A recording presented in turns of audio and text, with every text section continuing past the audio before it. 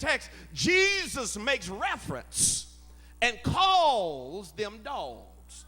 But here, notice what's happening in the text, because Jesus, he's now showing up at Tyre and Sidon. Why is Jesus doing it? Well, he's doing this because he has a purpose and he has a plan.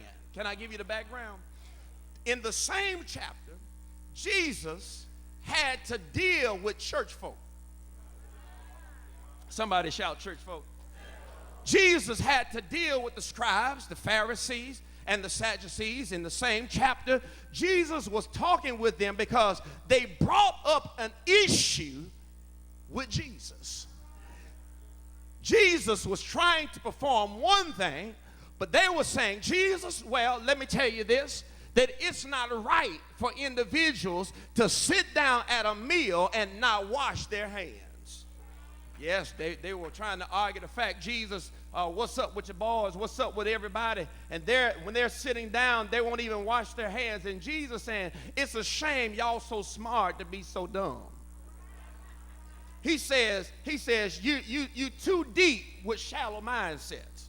He says, I'm trying to show something to you. You're worried about their outside appearance, and you're not even worried about how their heart really is. Can I help somebody here today? See, that's how we have to be, ladies and gentlemen. See, you don't have to worry about how somebody looks on the outside, but you should be more concerned about how somebody's heart really is.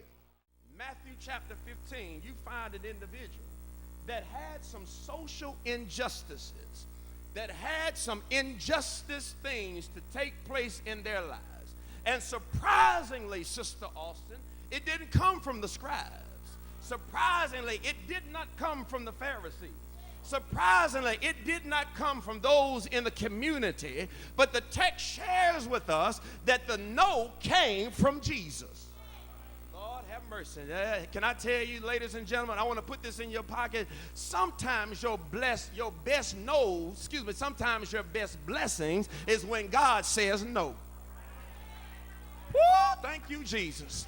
Thank you, Jesus, because every now and then God has said a no in my life. Even though I prayed hard about it, even though I fasted about it, even though I went down on bending knees, even though I've asked others to help me pray about this, but thanks be unto God that God had enough sense to tell me no over the things that I thought I wanted in life. Can I talk to somebody here for a few moments? Have any of you been in a place, in a moment in your life that you thought you got to have this individual? You thought you needed this in your life, and you prayed hard and hard and hard, and God never did allow that window or that window of opportunity to open up. But when you look back over your life and you began to thank God, you have a shouting moment all by yourself that God told you no. Baby, I thank God for my no's in my life.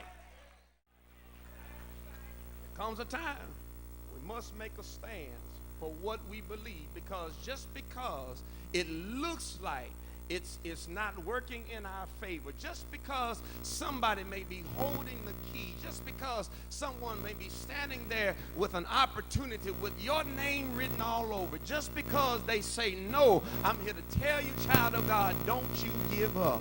If God put something in your spirit, if God put a vision in your life, if God is giving you purpose, if he's giving you breath in your body, come hell and high water, whatever it is God has called you to do, I don't care how many times you got to keep working hard at it. Don't you give up until God brings it to pass. The text says that Jesus was the one that told this woman no. How would a sovereign God, who knows us, who loves us so much, who will take care of us, who will do anything he can for us, whenever we have a bad circumstance that is brewing in our lives, and just like this Canaanite woman, she had a bad situation that was brewing in her family. Her family was hurting. Her daughter was demon possessed. And all she's saying is to free my daughter. All she's saying is allow my daughter to have a better life. And Jesus replies and says, no. What do you do when God says no?